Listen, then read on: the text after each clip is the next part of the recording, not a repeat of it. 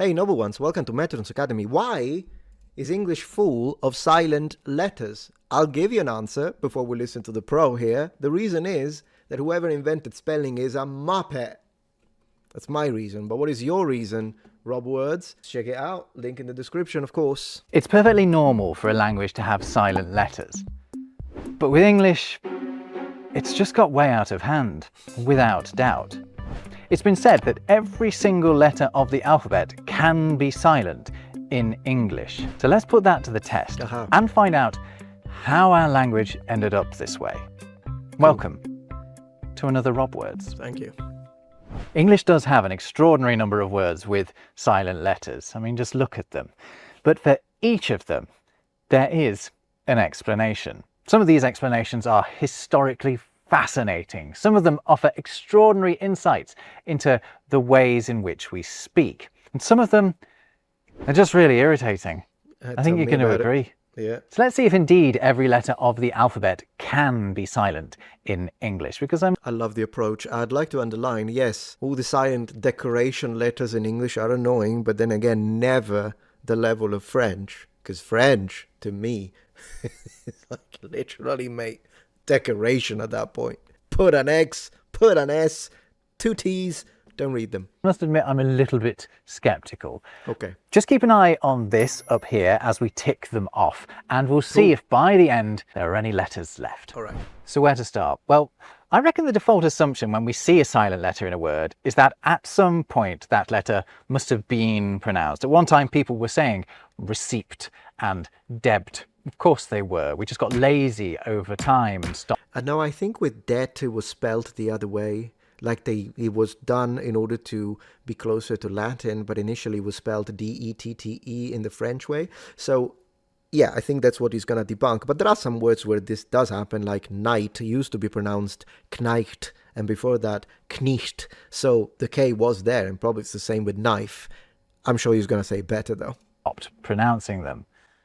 So what if I were to tell you that the P in receipt and B in debt were never pronounced? That's what, yeah. Because they weren't. This is how the word debt was spelled when we borrowed it from French around 700 years ago. In fact, it's still spelled like that in French. And look, no B. Now see how its spelling varied over the centuries afterwards. Still no B through the 1300s, all throughout the 1400s and the 1500s until, whoop, what's this? Where did that come from? Suddenly, in the middle of the 1500s, a B appears. What? Why? Well, something else is happening at precisely this time. The Renaissance. The Renaissance in England sees scholars and the like taking a sudden interest in ancient Greece and Rome. It's called the Renaissance because it's a rebirth of classical culture. One of the forms this takes for writers is an interest in the Greek and particularly Latin origins of English words. Some of these writers noticed, for example, that the word debt most likely came from the Latin debitum, meaning owed. And so, in a nod to debt's classical roots, and to show off that they were aware of them, they started to spell debt with a B. A pointless, self-congratulatory move that users of English like you and me are still having to deal with. But it gets worse. And when he says you and me, of course, in a different way, because for him, it's like he'll forget that this B is there. I'm not him, but I'm saying a native English speaker will still pronounce it right. They will say debt, but because they know that that's how it's pronounced, but then they will spell it wrong because perhaps they didn't see it much. They're not as educated, or maybe it's just a word that just didn't click. It happens, even to educated speakers. And so you'll spell it wrong based on how you say it, and that's the kind of mistake you would make. But the kind of mistake I would make as someone who learned English as being my target language, or L2 language acquisition, foreign language acquisition, then what's going to happen is that we are going to end up seeing the word, because we are learning it, and we'll read it debt, unless the way I picked it up was in the streets. Then I'll go through the same level. So that's why moving to a country usually makes you sound more like a native, and you'll make, not exactly, because you can tell I'm not a native speaker, but you can also notice that the type of mistakes I make, usually I don't make these kind of mistakes. Now watch me do it on this video. But I'm saying usually. But for someone who's just learning it on a book, yeah, they will mispronounce it debt and receipt. Renaissance scholars did almost exactly the same thing with the word doubt, and they introduced that pretentious P into receipt. They would never to be pronounced B in plumber, a mute C in indict, a ludicrous L in salmon, and a stupidly silent S in isle. All additional letters that hadn't been present in these words as long as they'd been in English. Oh, so isle was spelled I-L-E. Yeah, that would have made, they should have never done it. Revert it. I'm for reverting it. Last one, isle, had the knock-on effect of also introducing an S into another word. Of course. Island. Yeah. Because writers, understandably, thought every Italian who's presented with that word will say Iceland or Island.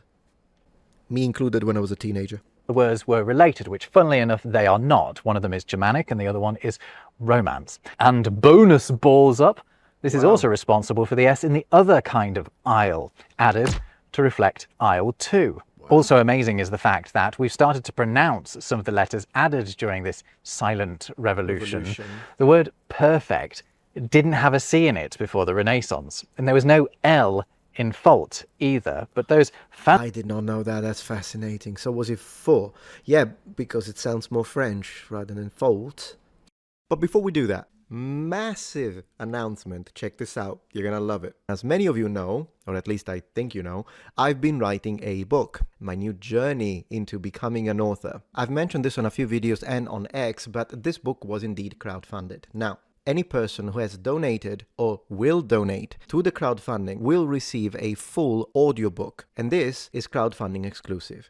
So, as a way to say thank you to the people that have donated and supported my dream of becoming an author, if you have a minimum of $5 donation, you will receive the entirety of the audio file of the book, recorded by me with my voice, no AI involved, as a crowdfunding exclusive reward. This applies retroactively, so for all 262 donors that I've had so far, you'll get this, and anyone who decides to donate $5 or more, thank you very much, never expected, always appreciated, then you will be guaranteed a audio file of the book by the end of the crowdfunding campaign. Important, once the crowdfunding campaign is over, this audiobook version will not be made for sale. So this is once again crowdfunding exclusive. It's a perk. If you're interested in the audiobook, click the link in the description, and thank you so much.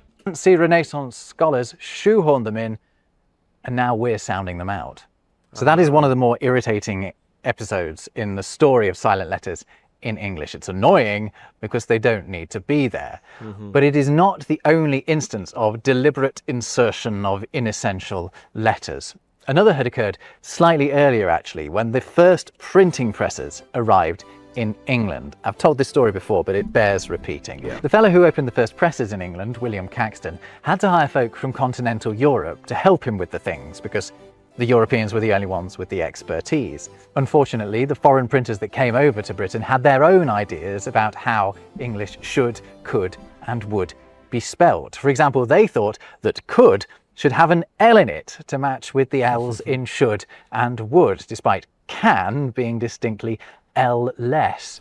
So, in some early printed books, could appeared with an L, and it stuck. They also thought thumb, crumb, and limb should have silent B's at the end of them, like comb, lamb, and womb already did. So now they do. And consistent in their obsession with consistency, they added a W to what... I think sometimes I have pronounced that B. I don't now, I guess, out of experience. But I can see myself reading womb. I mean, Tomb Raider. Every Italian says Tomb Raider. Every Italian. Ask any Italian, do you like this game? Don't say it. Do you like this game? Then they'll see it and they'll say, Tomb Raider. And then, in fact, you might as well even say it, because you will say, Tomb Raider, you like Tomb Raider? And they will reply, yes, a Tomb Raider. Because Italians are like that. They think you are wrong. They think you are wrong. Or they don't even hear it. One of the meanings of whole, to match it up with who, what, and why. Although, actually, that one's kind of useful, isn't it? Oh, and they threw a spectral H into ghost because they had one in Flemish. So again, we have a load of words with letters in them that have never been pronounced. And they just sit there, a silent threat to anyone attempting to master English spelling. But do you know where else there are silent threats? The internet. But luckily, NordVPN, who sponsored this video, I'm gonna skip it, but I will show the screen with his code so people can here to keep you safe. NordVPN enables jump ahead. Oh, it's NordVPN exclusive deal. What is his code? Oh yeah, RobWords VPN. free as well. Go to nordvpn.com/RobWordsVPN and give it a go.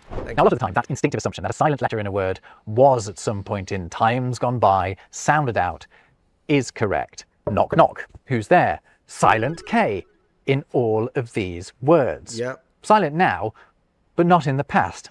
It's thought we stopped pronouncing the K gradually over the centuries, funnily enough around the time when Renaissance scholars were adding in those other silent letters. But before that, for example in Geoffrey Chaucer's day, the K was being proudly enunciated. His Knight's Tale would have been introduced with "A knicht there was, and that a worthy man." But if you go back further still to Old English, being spoken over 1,000 years ago, all of these words appear, although not with a K, but with a C. I appreciate that. A C that was sounded out. The C wouldn't have been there if it wasn't, because these arrangements of Latin lettering were supposed to represent Anglo-Saxon speech. An Anglo-Saxon called a knife a kniff, a knot a knotter, and his knee his knail. In Dutch and German, Freaking love Anglo-Saxon, man. I swear, it sounds so Germanic. Awesome language. Awesome language. English as sister languages, a knee is still a knee to this day. And you can copy and paste everything I just said about silent K words over to these silent G words too. We once had gnawing gnats and gnomes. Now, one word you could use to explain the loss of these K and G sounds is laziness. The transitions to the ends were kind of awkward, so we stopped doing them. But another more technical word to explain it is phonotactics. Yeah. Phonotactics dictate which sounds are allowed to appear together in any given language. For example, in English, we can begin a word with a sp sound, combining an S and a P, but we can't begin it with a p sound, combining an H and a P. However, phonotactics, these rules about the sounds of a language, can change over time. And that's what's happened with English. Kn and gn sounds were once on the right side of the law, welcome at the start of English words. But now, the law's changed, and they're not. Phonotactics are responsible. It's a bit like what happened in Latin, if you think about it, as it transitioned into Italian, because regnum was regnum, for kingdom. The gn was pronounced gn, but in Italian they transitioned into a gn, regnum, and then regno, because the first it gains the m, and then the m is dropped completely, and the u becomes an o. And so there must be something. People like, I think people find gn to be difficult to say. For many more silent letters in English, especially in words that we have imported from other languages. Yeah. Different languages have different rules, and when a borrowed word doesn't fit with our sound laws, we have to change that word to make it fit. We don't have in ancient Greek, it was perfectly legitimate to start a word with a ps sound, yes. but in English, it ain't. So we pretend the P isn't there when we pronounce Greek-derived words like psychology and psalm. Ditto with pt words like pterodactyl. However, the rules of English only say that you can't start a word with those sounds. The pter at the start of pterodactyl, meaning wing, is the same as the pter at the end of helicopter, meaning wing. But I love that. I did not know. This is phenomenal. I do want to say that in Italian we can actually start with these two. It's normal. So this in Italian is a pterodattilo, and we do read pt. So I guess this is not the same phonotactic. It's not the same tactic used by the language, but this is great. because the pt is in the middle of that word, we can pronounce it. Helicopter. The same goes with words like mnemonic. You can't kick off an English word with a mn. You just can't. So we skip the M. However, in other words like insomnia, that mn sound is A-OK. Insomnia. Mnemonic. So it's an N. Mnemonic. This could be, I think he just taught me that. I may have said mnemonic. Did I? Oh, now I don't know. I'm questioning myself. It's a mnemonic. It's a mnemonic. Yeah, I think I did pronounce mn. Thank you for that, Rob. Appreciate. Or M-OK. We have rules on how words can end too. No English term can climax with a mn either. So in the case of autumn, autumn. Good timing, tree. So in the case of the word autumn, we drop that ungainly N. Yet with autumnal, both letters get their time to shine. Wow. By the way, Chaucer used to spell autumn with a P in it too. Oh, come on, Chaucer. Which is definitely just silly. You can't just P anywhere, Jeffrey. That's right. That's the P of a Muppet. Autumn, of course, isn't a Greek word, by the way. It's from French, as are so many of our English words, around a third of them, in fact. Thanks, William the Conqueror. Another way you end up importing silent letters from other languages is by borrowing words that already had silent letters in them. Benign or malign, the French deigned to assign silent G's to words like rain, and we've aligned with their design. Most of those words were descended from Latin words where the G was pronounced. Although, ironically, the silent G in foreign is a homegrown invention. It was added by English writers inspired by the spelling of sovereign. You know what's interesting? That foreign, I always pronounce it foreign, but some people like pronounce it foreign in Italian.